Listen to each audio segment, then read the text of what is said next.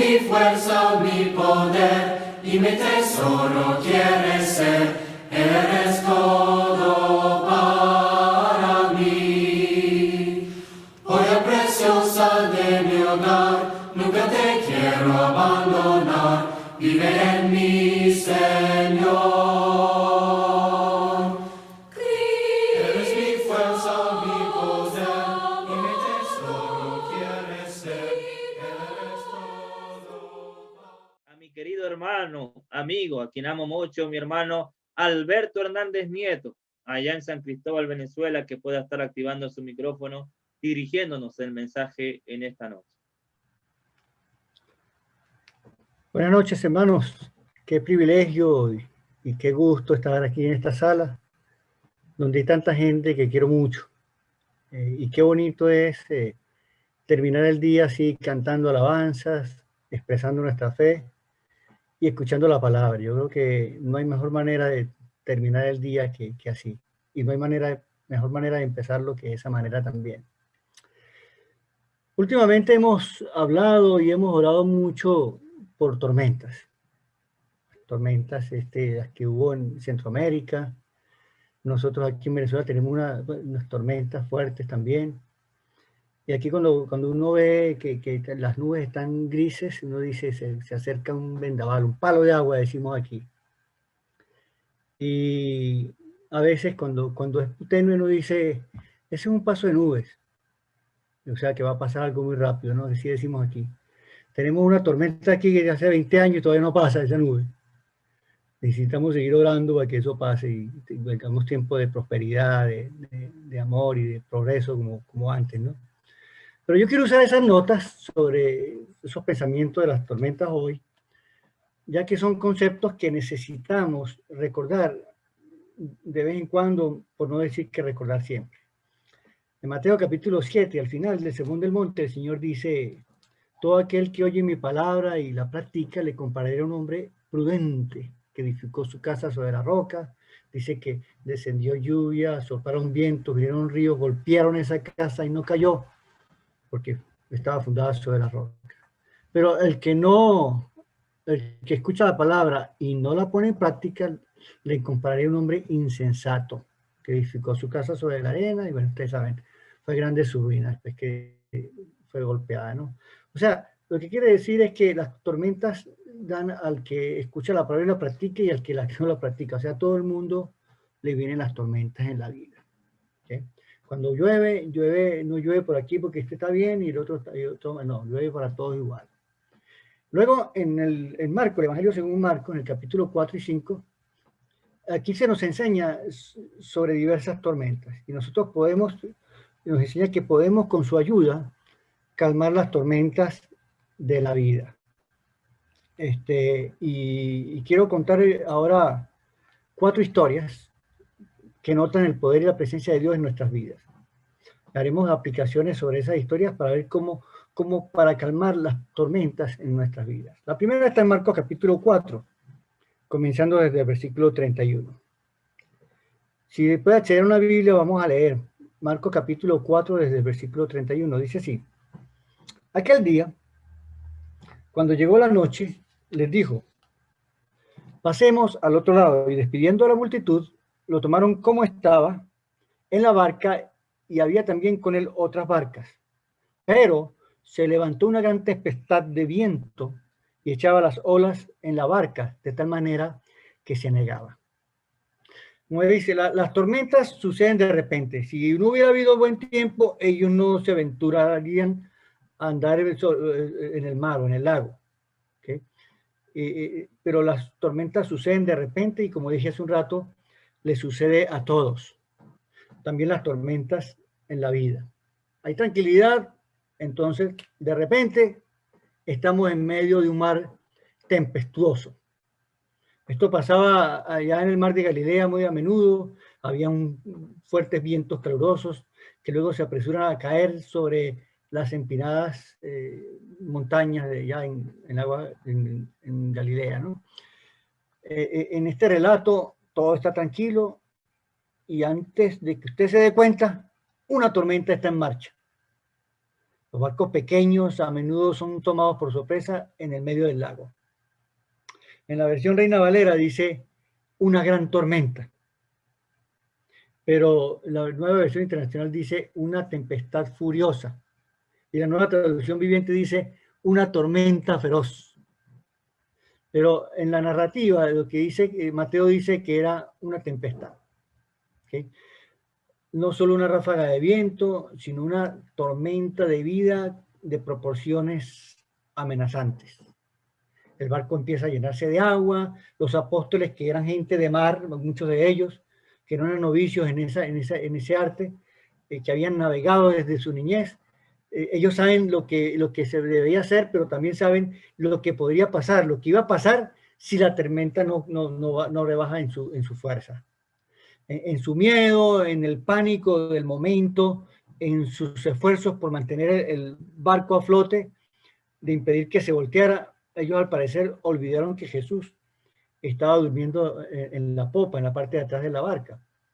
Marcos dice que las olas habían llenado la nave y era evidente todo lo que podía hacer que se hizo, pero qué va, se estaban hundiendo. Entonces fue allí cuando despertaron a Jesús, diciéndole, Maestro, no tienes cuidado que perecemos. Dicen otras versiones, no te importa que nos estemos hundiendo. O sea, fue más que todo una queja, una petición de sálvanos, porque si no después nos hubieran sorprendido del poder tan grande de Jesús. ¿Qué pasa luego cuando lo despiertan? 2 palabras. Calla, enmudece. De una manera simple y rápida, los vientos dejaron de soplar. Las olas menguaron, el lago está tan llano como un espejo, tranquilo, se hizo grande bonanza, dice ahí, ni una brisa en la mejilla, se han ido las nubes y la luna y las estrellas quizás están brillando. ¿Cómo nos hubiéramos sentido nosotros? ¿Cómo se hubiera sentido usted si hubiera estado allí? Imagínense los discípulos hablándose entre ellos. ¿Viste eso? O, Pedro, ¿qué está pasando? Se decían el uno al otro, dice al final. Dice, ¿quién es este que aún al viento y el mar le obedecen? O, ¿qué clase de hombre es este? ¿Qué podría hacer un hombre con esta tormenta? Nada. Ellos lo intentaron. Seguro que sacaron fuera el agua, que entró más rápido de lo que ellos podían sacar. Quizás golpearon las velas, pero las olas eran tan fuertes que la nave volaba y seguía sin control. O remaban con más fuerza, pero las olas eran más fuertes que sus remadas. Y quizás hasta se enojaron con Jesús porque él no estaba ayudando a sacar agua. Ellos hicieron todo lo que podían hacer, pero no podían hacer nada para controlar la tormenta. ¿Qué hizo Jesús? Calmó la tormenta. Entonces viene, ¿y quién es este que calma las tormentas? Y nosotros también nos preguntamos, ¿quién es este que calma las tormentas? Porque si él puede hacer lo que ningún hombre puede hacer, calmar tormentas, entonces él debe ser Dios. ¿Okay? Es más, yo sigo preguntándome por esos hombres y sobre nosotros mismos. ¿Por qué ellos no despertaron a Jesús antes? ¿O por qué nosotros no trasladamos nuestras tormentas sobre Jesús antes?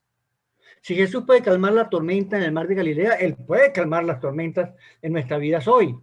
Si Él puede calmar esta tormenta, puede calmar mi tormenta. Y si puede calmar las tormentas, calmar los miedos también de los discípulos, Él puede calmar también los nuestros. Esos son buenas nuevas, mi hermano, mi hermana, mis amigos y amigas amados. ¿Qué tipo de tormentas puede calmar a Jesús? Ya hemos visto una, pero también tiene poder para calmar la tormenta del pecado. Dice que eso fue en la noche, todo eso sucedió en la noche. Y en el capítulo 5, que es la continuación de este relato, dice que vinieron al otro lado del mar. El versículo 1 dice, ¿a la región cuál? De los Gadarenos. ¿Llegaron a dónde? De los Gadarenos, pero específicamente ¿dónde? Al área de las tumbas, a un cementerio, cerca de un cementerio. La tormenta ha terminado, ya el lago está calmado, Ellos están seguros. Pero denme un permisito para agarrar algo más de, imaginarnos un poquito más en el texto. Ellos salen del barco y están contentos, están, digamos, celebrando, se abrazan entre sí por lo que acaban de superar. Yo me imagino ellos hablando, chamo, Felipe, lo hicimos, pana. O Andrés diciendo, no, pana, yo pensé que lo íbamos a ahogar aquí, que íbamos a naufragar. Qué alivio. Pero de repente, ¡pau! Otra carga, otro susto. Justo rápido ahí mismo, otra tormenta. Un hombre salvaje, un hombre que vive en las tumbas, que se ha cortado a sí mismo, que está asustado mientras sangra. Él está amarrado con cadenas, pero las rompió. Estaba amarrado pero las rompió. Quizás tenía todavía rastros de cadenas en las muñecas o en los tobillos. ¿Okay? Pero ¿qué nos dice esto? Él no solo está loco, es fuerte y es peligroso. Ningún hombre, ninguna cantidad de hombres pudieron controlar a este hombre. Satanás manejaba a este individuo como quería. Y aquí viene él corriendo, gritando a todo pulmón frente a Jesús y dice, por favor, no me atormentes. Y es interesante que los demonios que supuestamente atormentan a la gente ahora están atormentados por Jesús. Jesús le ordena a los demonios, porque se llaman legión, salir de ese hombre y ellos obedecieron. Y ya sabemos el resto de la historia, que se fueron a la piedra de cerdos y cayeron sobre el mar y se ahogaron. Pero la mañana siguiente, cuando algunos iban a la playa, hay miles de cerdos ahí flotando en el agua. Y otra gente, pues claro, del pueblo fueron a ver a Jesús. Y fíjense, ahí en el versículo 15 del capítulo 5 dice, vienen a Jesús y ven al que había sido atormentado del demonio y que había tenido la legión sentado, vestido y en su sano juicio cabal, y tuvieron miedo. Cuando él comenzó, dice que el hombre estaba desnudo, fuera de sí, se hería y sin morada fija. Ahora, cuando llega esta gente del pueblo, ven al ex-loco, me imagino, al que estaba poseído por el demonio, que vivía en el cementerio. ¿Cómo lo vemos ahora? En control, ya Satanás llevaba su existencia, pero ya no estaba ahí. Dice, está sentado, no corriendo, no fuera de control, sino en calma, vestido, ya más nunca estuvo desnudo, ya no tenía grilletes, sino que estaba libre, está en su sano su sano juicio. Jesús puede hacer esto por nosotros, a nosotros y con nosotros. Jesús puede tratar el pecado en nuestras vidas. Amén. Esos son buenas nuevas, mi hermano. Buenas nuevas.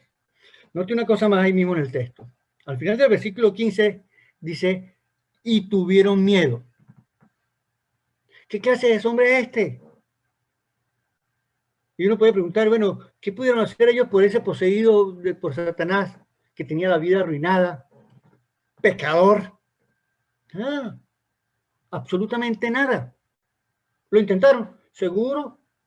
Lo encadenaron. Funcionó. Lo domaron.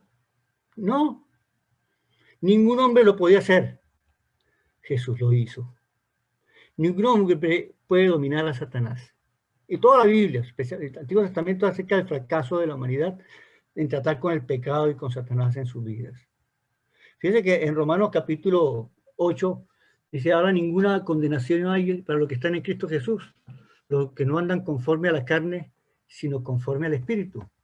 Porque por cuanto era imposible para la ley, por cuanto era débil en la carne, Dios, enviando a su Hijo en semejanza de carne de pecado y a causa del pecado, condenó el pecado en la carne, para que la justicia de la ley se cumpliese en nosotros, que no andamos conforme a la carne, sino conforme al Espíritu. Si nosotros pudiéramos dominar a la carne y a Satanás, los pecados, no habría habido ninguna razón de que el Señor Jesús viniera a morir por nuestros pecados. Eso es cuando nosotros tratamos de luchar con las tormentas sin tener el poder ni la sabiduría para hacerlo. Eso es tontería. Las buenas nuevas, la buena noticia, mi hermano, es que Jesús tiene poder sobre el pecado. En la vida, ¿se siente usted pecador? ¿Ha sido alcanzado por el pecado o una circunstancia de pecado de la que no puede salir? ¿Se siente atrapado, desesperado, desvalido, debido al pecado en su vida. Papá y mamá no pueden ayudar, el esposo y la esposa no pueden ayudar, ni los amigos, a veces ni el predicador, ni los ancianos. No pueden ayudar. ¿Quién puede? Escuchen estas palabras que están llenas de buenas nuevas. Dice Mateo 11, venid a mí todos los que están trabajados y cargados, y yo los haré descansar. Llevad mi yugo sobre vosotros y aprendan de mí, que soy manso y humilde de corazón, y hallarán descanso para sus almas. Mateo 11, 28 al 30. O como decía en Isaías, ya comenzando el libro de Isaías, dice, estemos a cuenta, si vuestros pecados son como la blanca, como la grana, vendrán como la nieve, serán emblanquecidos, y si son como el carmesí, vendrán a ser como blanca lana. O lo que leímos hace lo que mencioné ahorita en Romanos 8, ninguna condenación hay para los que están en Cristo Jesús. Más adelante, todavía más, ustedes que están estudiando Primera de Juan. Pero si andamos en luz, como Él está en luz, tenemos comunión unos con otros, y la sangre de Jesucristo, su Hijo, nos limpia de ¿cuánto pecado? De todo pecado. Buenas nuevas, buena noticia, mi hermano, buenas nuevas. La tercera historia. Jesús tiene poder sobre la enfermedad.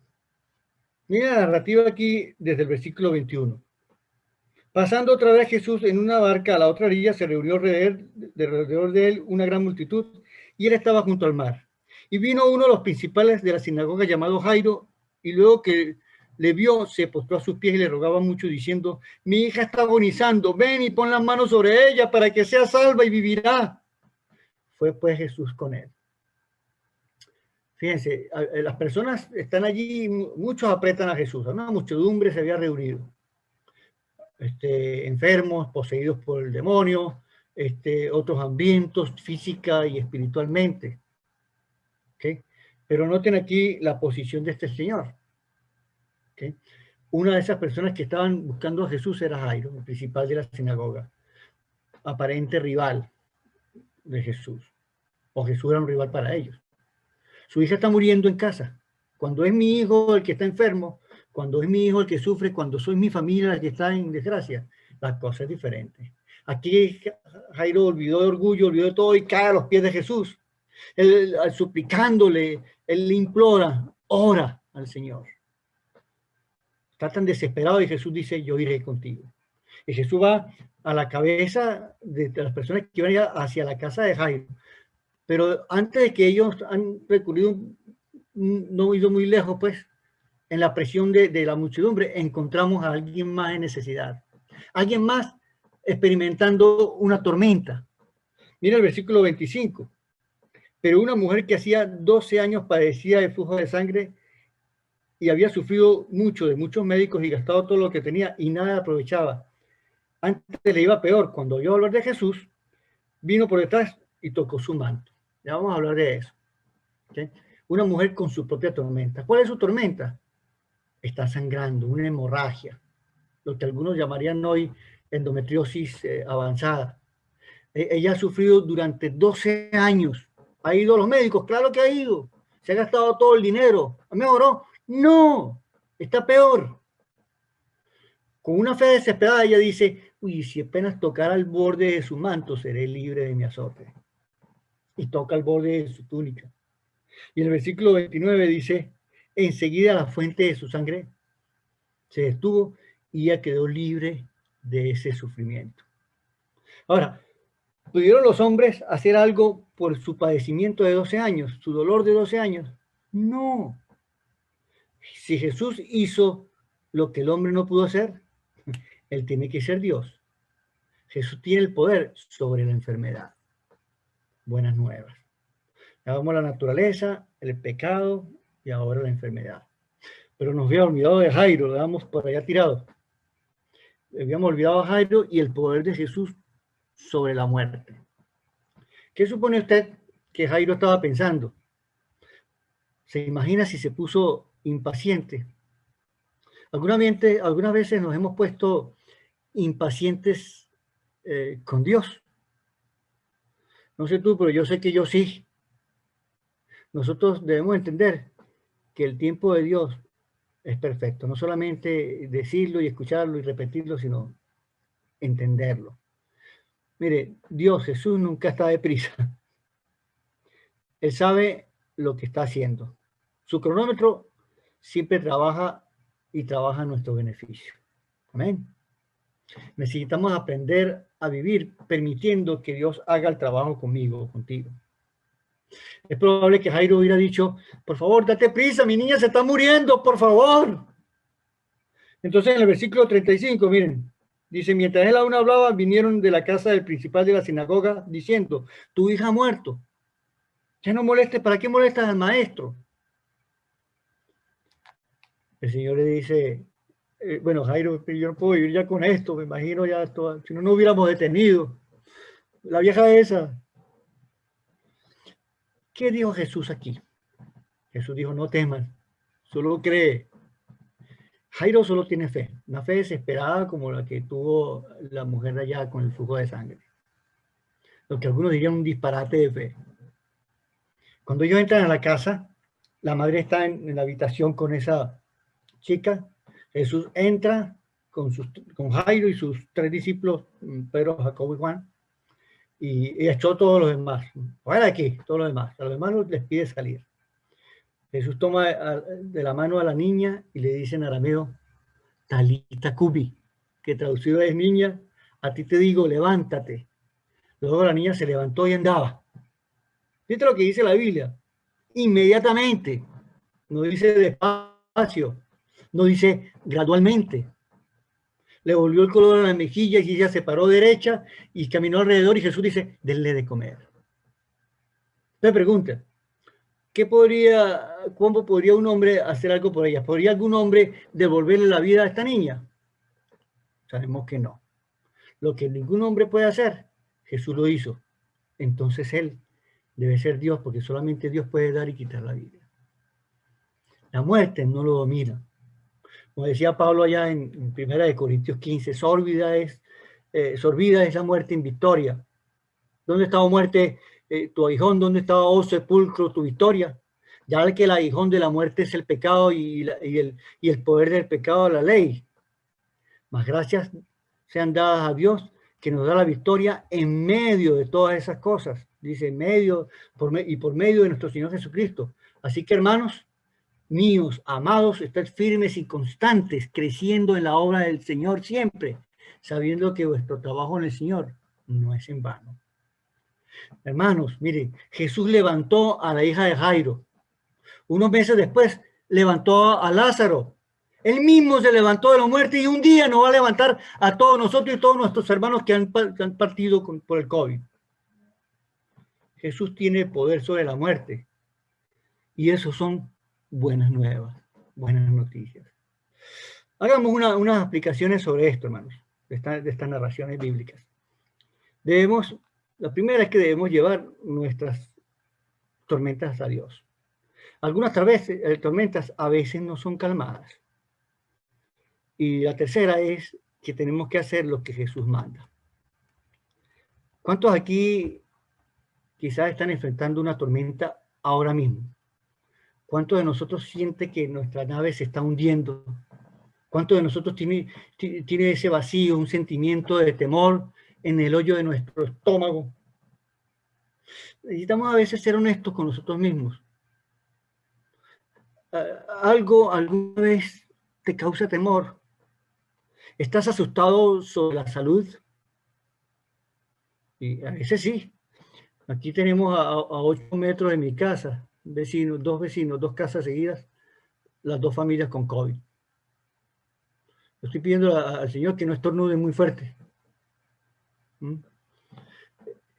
A veces tenemos temores sobre lo que va a suceder a nuestros hijos o a sus nietos, sobre la enfermedad que diagnosticaron recientemente, la condición del corazón, etc. Algunos de nosotros podemos estar enfrentando una tormenta económica, un fracaso del negocio, una pérdida del empleo, quizás nuestro miedo a la quiebra, a una crisis matrimonial, o a un hijo rebelde que lo agarró las drogas o lo agarró otra cosa. Miren, todas las semanas, gente buena, miembros de la iglesia, amigos, parientes, simplemente gente ordinaria, vienen a nosotros, vienen a mí buscando, pidiendo oraciones por este tipo de tormentas. Si somos afortunados, podemos no estar actualmente en una tormenta, pero no será así por mucho tiempo. De repente nos llaman del hospital, del cementerio, de la sala de emergencia, de un tribunal. Hemos vivido lo suficiente como para saber que aun cuando la vida está tranquila, mañana, la próxima semana, el año próximo, o ahorita cuando apaguemos la sala, viene algo. Algo podría pasar porque la vida es así. La tormenta podría golpear en cualquier momento. Ahora, nosotros, como te digo, podemos saber que algunas tormentas pueden ser calmadas por leer la Biblia, por leer libros adecuados sobre la ayuda, yendo a un consejero adecuado, yendo al doctor adecuado, quizás un préstamo bancario, el estímulo de la iglesia, de los ancianos, del esposo, de los hermanos, los padres, en fin. Pero hermanos, hay algunas tormentas a las que no tenemos ningún control. Hay tormentas en las que el hombre no puede hacer nada, pero Jesús puede. Jesús dijo allá en Mateo 19, dice, todo lo que para los hombres es imposible, mas para Dios todo es posible. En Marcos 9 dice, para el que cree, todo le es posible. Pablo dijo sobre su economía, dice, todo lo puedo en Cristo que me fortalece. ¿Okay? Ahí está el Señor. Ahora, ¿cómo nosotros podemos acceder a ese poder y presencia divina? Lo que dijimos un rato. Tenemos que traer nuestras tormentas al Señor, porque Él tiene poder sobre la naturaleza, sobre el pecado, sobre la enfermedad y sobre la muerte. Puede ser la muerte de mis ilusiones, la muerte de mi dignidad. Cuando hay algo muerto en mi vida, Jesús nos da vida, porque Él es poderoso sobre la muerte. Que entonces, Él puede calmar la tormenta de nuestra vida y en la suya. ¿Qué podemos hacer? Santiago capítulo 5, en el versículo 13. Yo sé que ya lo hemos escuchado en algunas otras clases aquí en esta sala, pero vamos a repetirlo. Dice, ¿está alguno de vosotros afligido? Haga oración. ¿Está alguno alegre? Cante alabanzas. ¿Está alguno enfermo entre vosotros? Llame a los ancianos de la iglesia para que oren por él, ungiéndolo con aceite en el nombre del Señor. Y la oración de fe salvará al enfermo. Escuchen bien. Y el Señor lo levantará. Y si ha cometido pecados, le serán perdonados. Y luego dice, confesad vuestras ofensas unos a otros y orad unos por otros para que seáis sanados. La oración eficaz del justo puede mucho. ¿Sí? ¿Notó todo lo que dijo esto? Él dice, si estás en problemas, ora. Si estás feliz, ora, canta. Si estás enfermo, ora. Ora con los ancianos. Si has sido alcanzado por el pecado, ora. 4 tormentas diferentes. Ore, ore. La oración del hombre justo es poderosa y eficaz. Buenas noticias otra vez, hermanos. Entonces, hermanos, debemos retornar a la creencia en la oración y lo hemos hecho durante 8 meses. Como decía yo al principio, cuando mi hermano Pedro estaba hospitalizado, recordando a Epafrodito que estaba enfermo, cerca de la muerte, y Dios lo pudo sanar a los dos. Y nos sana a todos. Entonces, Dios sana de muchas maneras, alguna medicina, algún médico, alguna tecnología, algo de la naturaleza, té de no sé qué, lo que sea, o su gracia sobrenatural. Dios, tenemos que dejarlo que Él escoja la manera en que nos va a sanar. Porque si nosotros hubiéramos sido el ciego y sabemos que va a escupir y me va a entrar al barro, yo le digo, oye, ¿no tienes otra manera más higiénica de sanarme? No, lo vamos a dejar que Él escoja la forma o el método. La segunda que dije es que a veces hay tormentas que no calman. Jesús en el jardín pidió que no quería pasar por esa copa, él oró por el sufrimiento que le vendría, que se lo quitara si fuera posible, pero que se hiciera la voluntad de Él. Jesús, la voluntad era que Jesús, pero al final la voluntad era que Jesús enfrentar a la tormenta, experimentar a la tormenta, sufrir a la cruz, pero también que superara todo eso. ¿Okay? La cosa era tan seria que dice Lucas que los ángeles vinieron para ministrarle, para fortalecerle, ¿okay? Para que pudiera soportar la cruz después. Pablo oró por un aguijón en la carne. Y la respuesta es, mi gracia es suficiente. Yo te daré la fuerza para superar ese aguijón. Yo te calmaré, pero no te quitaré el aguijón, no te quitaré la tormenta. Entonces nosotros podemos oír a Pablo decir, bueno, si esa es la fortaleza, yo la voy a conseguir. Si esa es la forma en que trabaja la gracia de Dios, bueno, que venga más aguijones. Eso es lo que dice 2 Corintios 12:10. Por lo cual, por amor a Cristo, me gozo en las debilidades, en insultos, en necesidades, en persecuciones, en angustias, porque cuando soy débil, entonces soy fuerte. ¿Usted ve? Dios nos da fuerza interior y calma para nuestras tormentas. ¿Cuántas cosas hemos orado por nuestras tormentas? Nosotros comenzamos este año con unas tormentas y claro que uno las sufre y uno ora y no la quita, pero nos da la actitud para pasar. En medio de estas cosas somos más que vencedores. Entonces solamente requiere una fe desesperada en aquel Dios que es poderoso para hacer todas las cosas más abundantemente de lo que pedimos o pensamos, según el poder que actúa en nosotros. ¿Okay? Dios no está muerto ni está jubilado. Él todavía está poderosamente activo en la vida de sus personas. Y por último, hermanos, debemos hacer lo que Jesús manda. Talita Kumi, te digo, levántate. Antes sacó a la gente, a todas esas personas. Inmediatamente la niña se paró y andaba. Y la gente se llenó de asombro. La mujer con 12 años contra la enfermedad, hija, tu fe te ha salvado. En paz, queda libre de tu azote. Si pensamos en otros, como el ciego de Juan 9, ve a lavarte al estanque y si lo ve, se lavó y vio. O la mujer acusada de adulterio, vete y no peques más. Nosotros debemos estar dispuestos y deseosos a hacer lo que Dios pide. Bien, hermanos, no sé en qué tipo de tormenta estás tú hoy. Si tú eres un amigo que nos está visitando, bueno, tienes la tremenda oportunidad hoy de calmar tormentas, haciéndote un hijo de Dios. Hacer lo que debemos saber lo que Dios pide. Él dice, por ejemplo, primero, de tal manera amó Dios al mundo que ha dado su Hijo unigénito para que todo aquel que en él crea no se pierda, mas tenga vida eterna. Creer en el Señor Jesucristo, oír y creer. Dice después en Lucas 13:3, antes bien os digo que si no os arrepentís, pereceréis igualmente. ¿Okay? El arrepentimiento. Después dice en Mateo también, dice, el que me confiese delante de mi Padre, yo le confesaré, delante de los hombres, yo le confesaré delante de mi Padre. El que me niegue delante de los hombres, yo le negaré delante de mi Padre. O sea, hay que confesar la fe. Y finalmente, nos dice en Marcos 16, el que creyere y fuere bautizado será salvo, mas el que no creyere será condenado.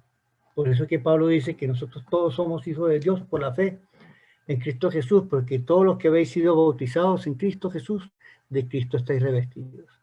Nosotros somos hijos de Dios. Si eres un amigo que nos visita, te estamos invitando a superar las tormentas de la vida haciéndote un hijo de Dios, para que todas las tormentas puedan ser calmadas o superadas con la ayuda del Señor. Que el Señor te bendiga y te dé fortaleza y supere todas las tormentas de la vida.